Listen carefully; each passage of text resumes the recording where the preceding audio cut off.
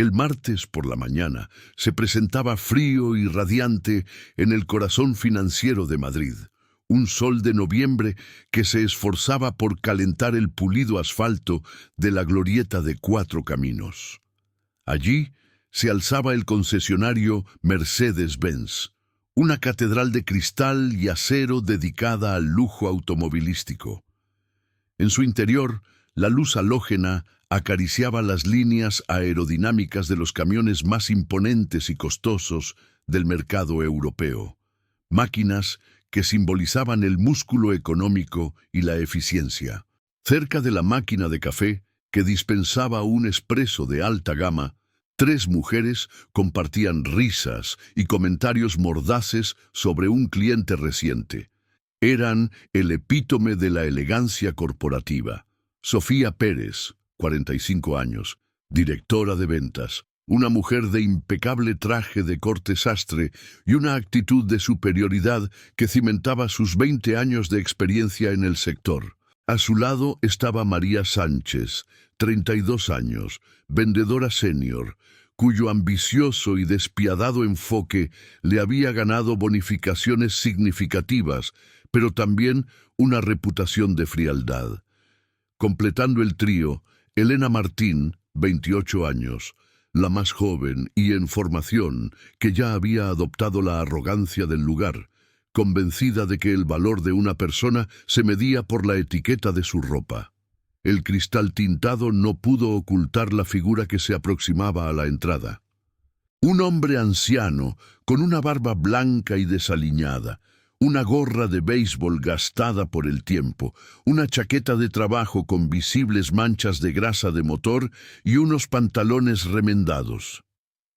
Arrastraba una mochila militar, cuyo tejido descolorido recordaba largas jornadas a la intemperie, y el aire que le rodeaba olía intensamente a gasóleo y al sudor de un trabajo físico intenso. Este hombre, al acercarse al mostrador, captó la atención inmediata de las tres vendedoras, cuyas expresiones pasaron del aburrimiento a la incredulidad y, finalmente, a una abierta burla. Sofía Pérez alzó una ceja con patente asco. María Sánchez esbozó una mueca de desaprobación, y Elena Martín se llevó la mano a la boca, riendo abiertamente en un gesto que intentó ser discreto, pero que resonó en el silencio del showroom.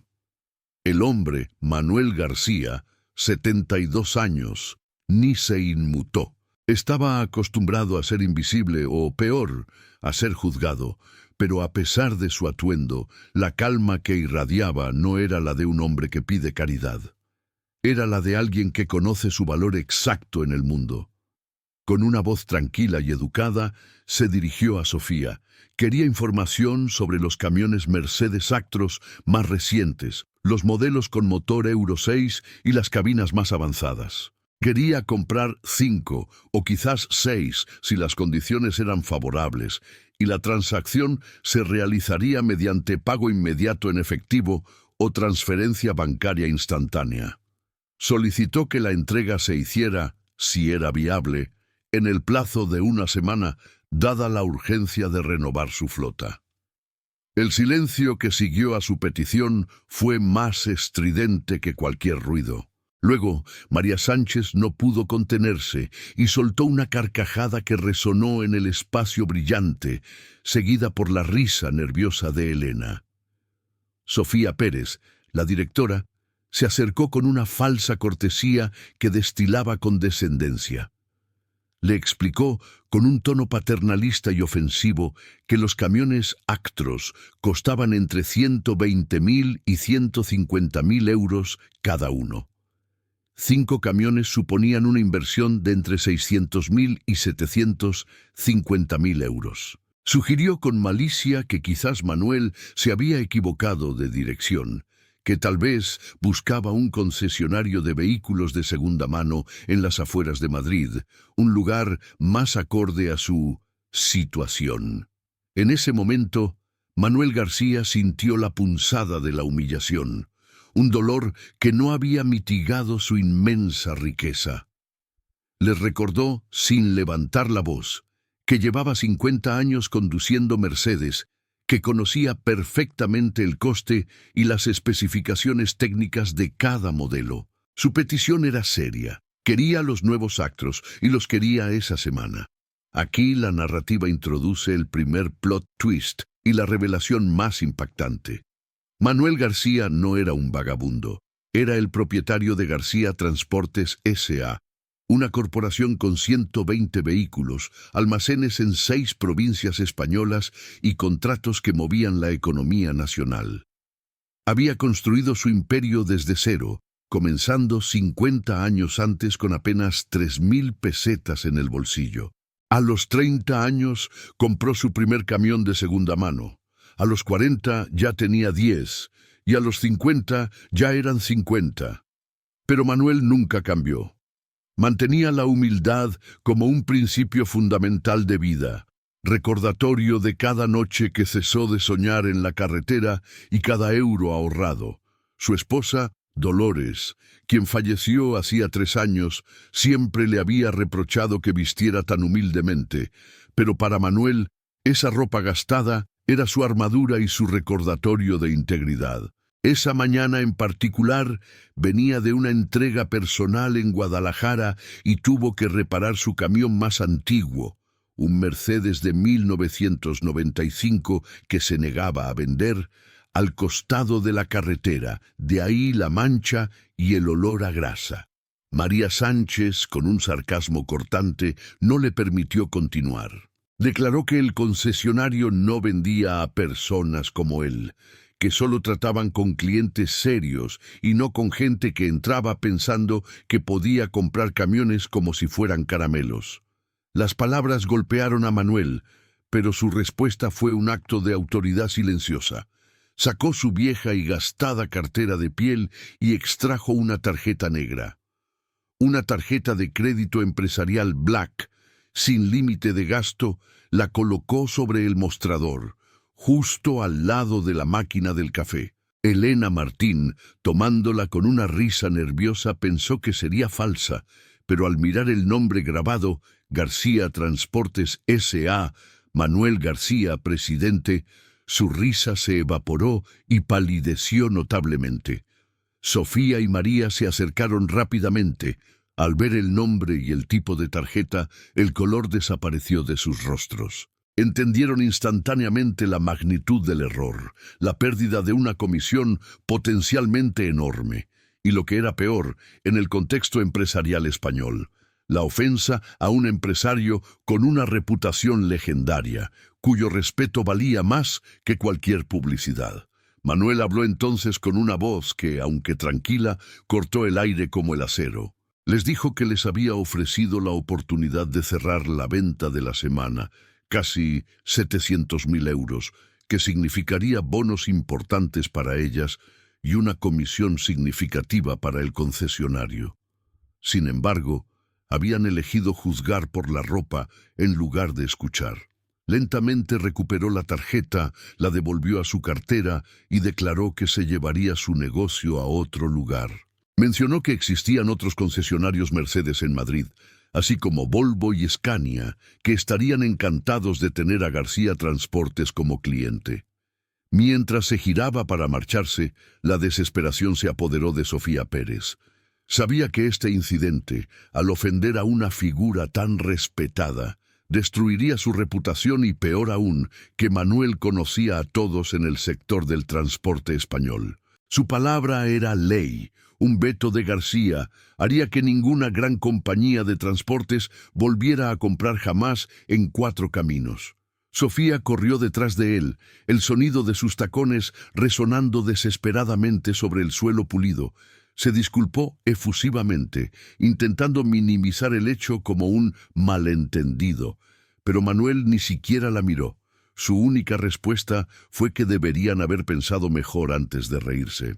Salió del showroom bajo la mirada consternada de las 3 vendedoras. Subió a su viejo camión aparcado fuera, el que tenía la cabina abollada y la pintura descolorida, su primer vehículo y su recordatorio constante, y se marchó. La coherencia de esta acción se basa en la normativa de compliance y los códigos éticos de las grandes corporaciones en España.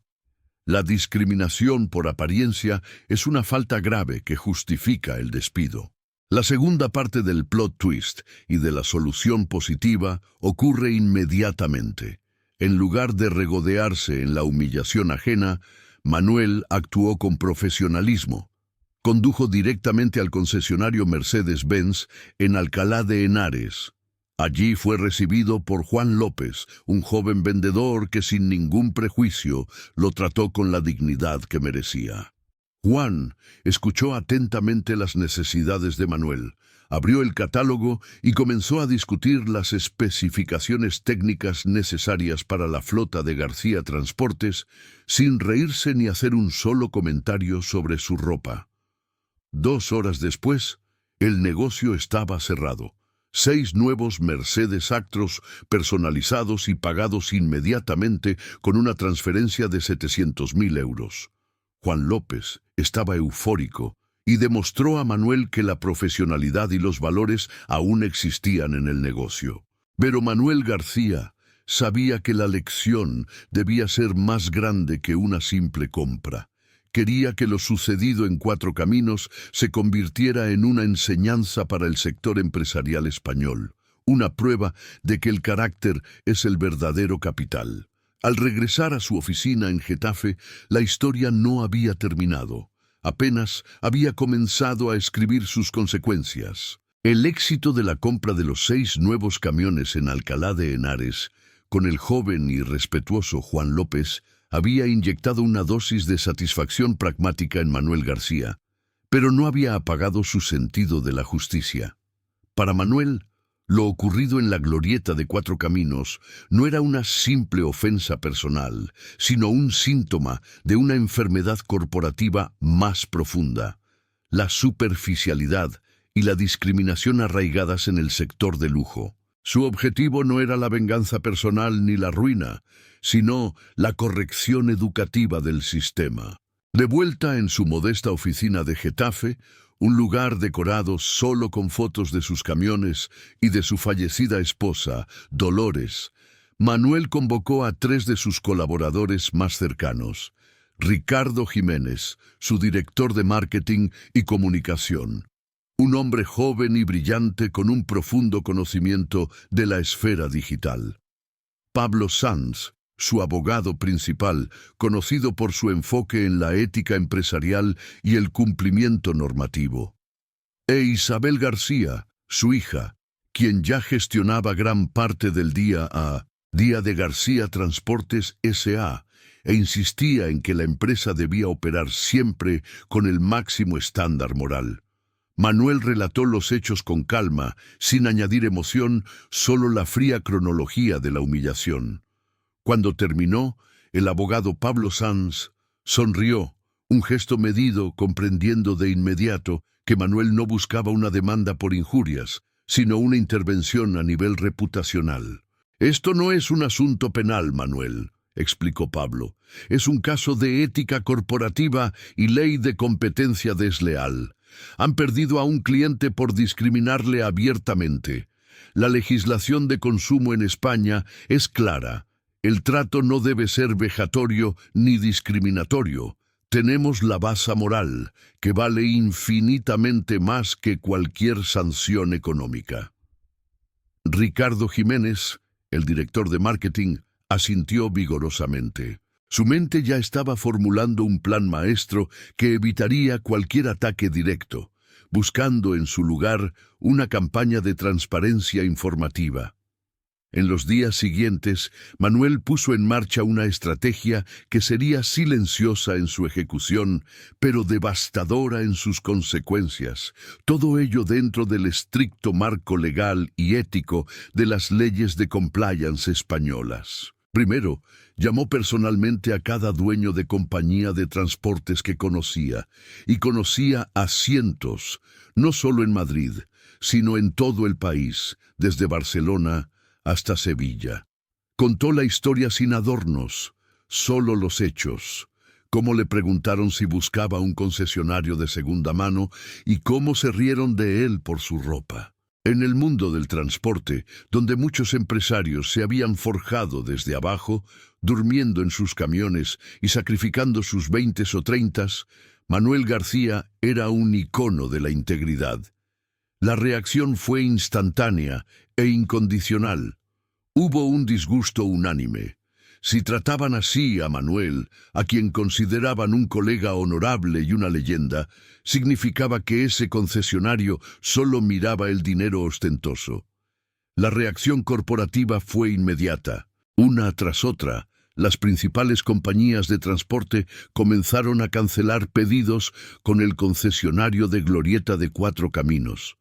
Compañías de renombre de Valencia, Bilbao y Zaragoza citaron cambios estratégicos o incumplimiento de valores de respeto al socio comercial como razones.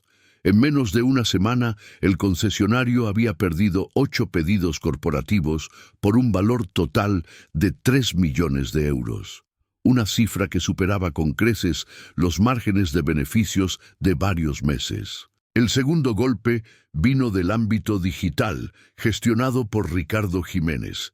Aunque la difusión inicial del vídeo grabado por un testigo con el móvil de solo 48 horas de antigüedad ya había generado 2 millones de visualizaciones y la tendencia, Vergüenza Mercedes, Ricardo y Manuel, decidieron amplificar la voz del público de forma constructiva. En lugar de atacar al concesionario, Ricardo comenzó a promocionar las historias de otros profesionales del transporte y de otros sectores que habían sido juzgados por su apariencia.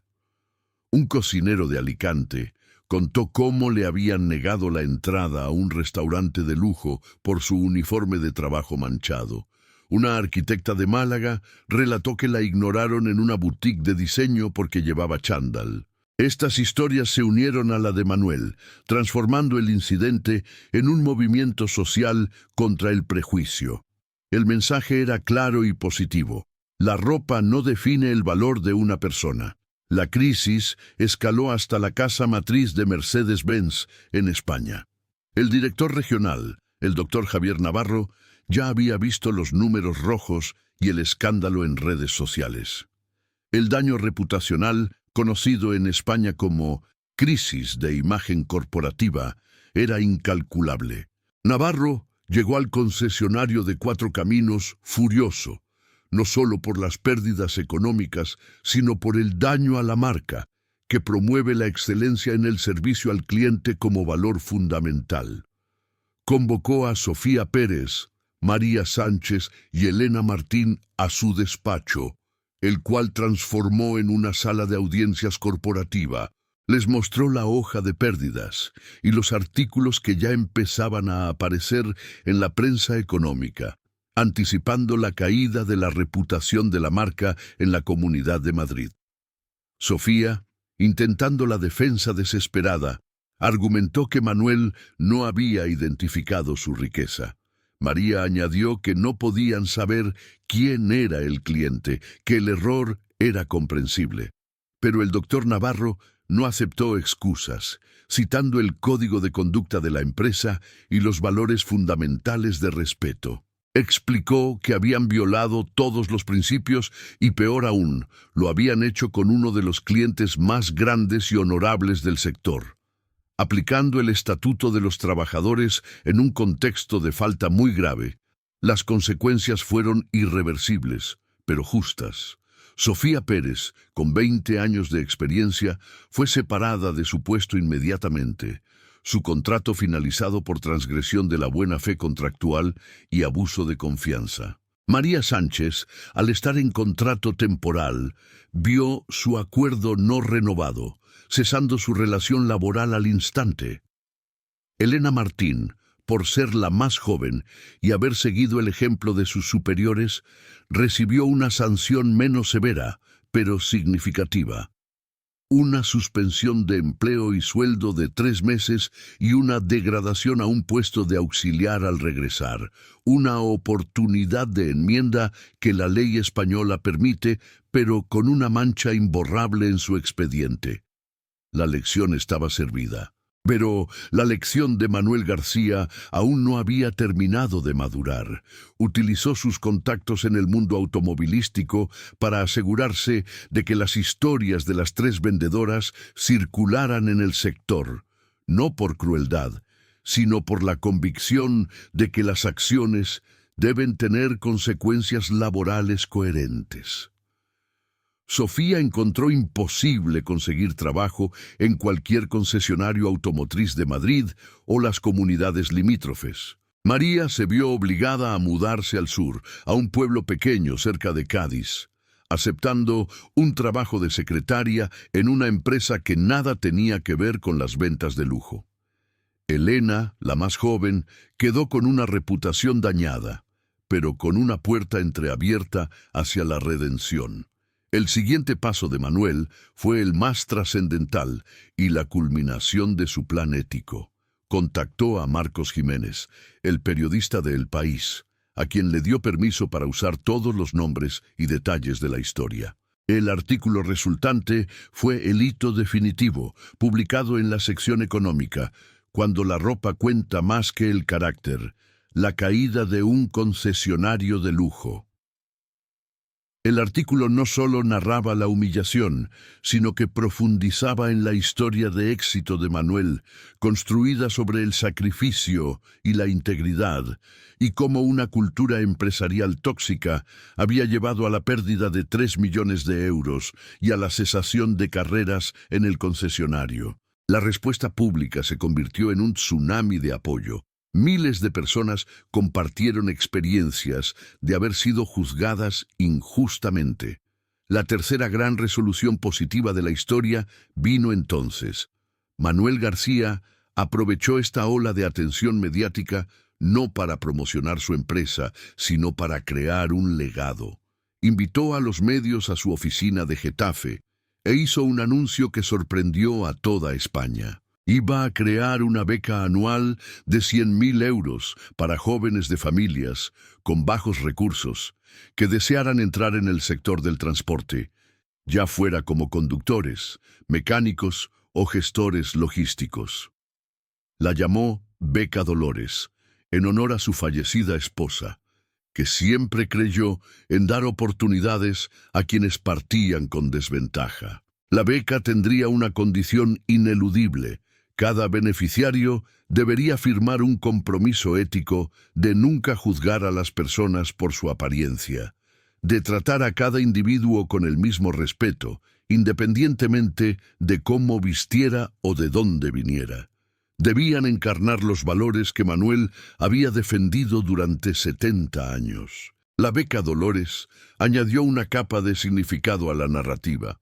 Manuel no era solo la víctima que se había vengado, era un hombre que transformaba la injusticia en una fuerza positiva para el futuro de las nuevas generaciones. El impacto positivo de esta iniciativa no hizo más que aumentar la presión sobre el concesionario de Cuatro Caminos, demostrando que mientras ellos habían perdido clientes por falta de respeto, Manuel ganaba la lealtad y la admiración de todo un país por su dignidad y generosidad.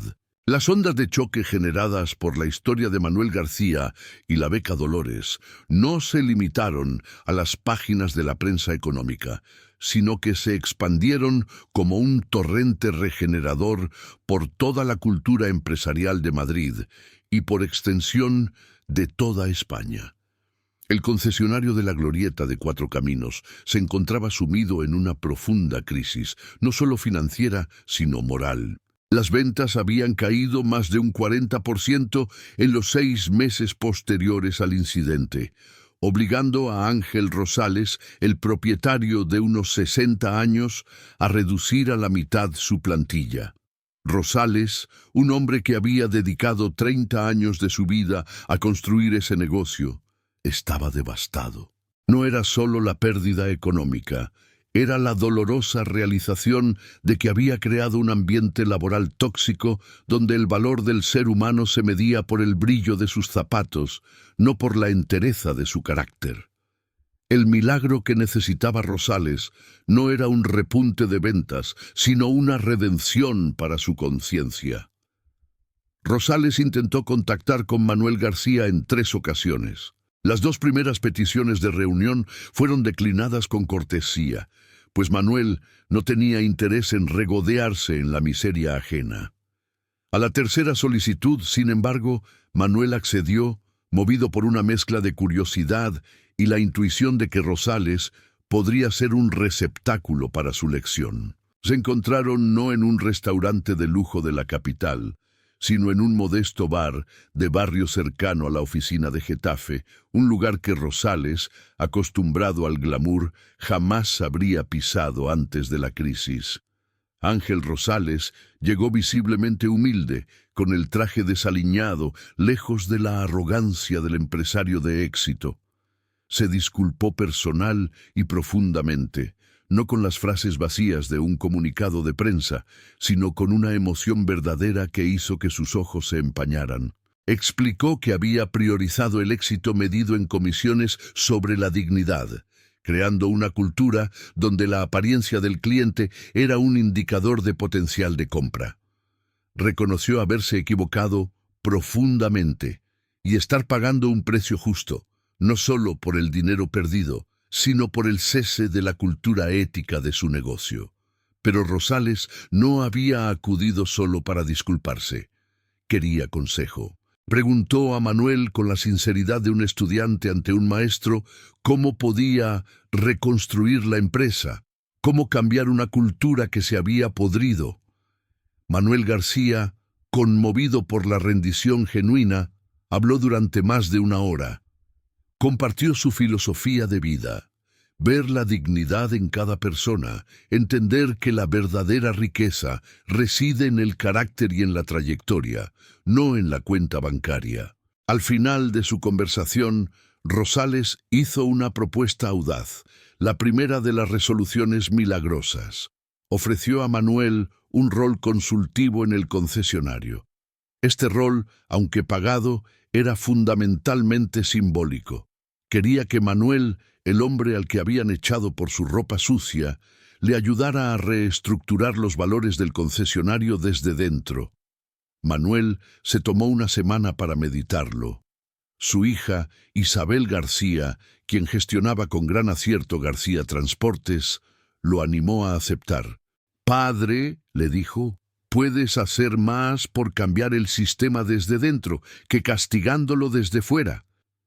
Manuel finalmente aceptó, pero impuso condiciones innegociables para el renacimiento.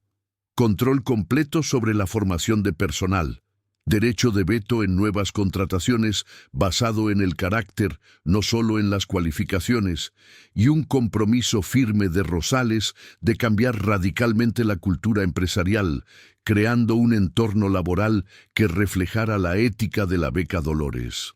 En los meses siguientes, Manuel García se convirtió en el arquitecto de la transformación del concesionario de 4 Caminos. Implementó programas de formación obligatorios sobre empatía y respeto, llevados a cabo no por consultores de lujo, sino por sus propios conductores y personal de logística. Estos profesionales contaban a los vendedores que detrás de cada compra de un camión Actros había una persona con una vida de esfuerzo. El criterio para las bonificaciones de ventas se transformó, pasando de medirse en ventas totales a satisfacción del cliente e integridad del proceso, una medida que alineaba el éxito financiero con los valores éticos. El cambio fue lento, pero palpable y real. Clientes corporativos que habían jurado no volver empezaron a dar una segunda oportunidad, atraídos por las historias de esta milagrosa transformación y el liderazgo de Manuel, el hombre harapiento que ahora era el símbolo del renacimiento del concesionario. El momento más emotivo y la cumbre de la redención llegó cuando Elena Martín, la vendedora más joven que había sido degradada, pidió una cita con Manuel García en su oficina de Getafe. Había cumplido su suspensión de 3 meses sin sueldo, y al regresar había reflexionado profundamente sobre su error.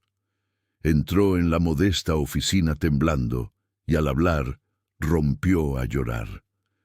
Pidió perdón con un dolor auténtico, reconociendo su estupidez y la ceguera al seguir el ejemplo de sus superiores. Dijo que lo peor de perder su trabajo y su reputación era haber perdido el respeto por la persona que veía en el espejo. Manuel la escuchó en silencio. Luego, con la sabiduría que solo dan los 70 años de vida, le contó una historia personal, la última gran revelación que cierra el círculo. Cuando él tenía 25 años y acababa de empezar, también juzgó a alguien por su apariencia. Un viejo campesino en La Rioja que quería un envío de manzanas, un trabajo que Manuel, entonces un joven conductor arrogante, rechazó por considerarlo demasiado pequeño.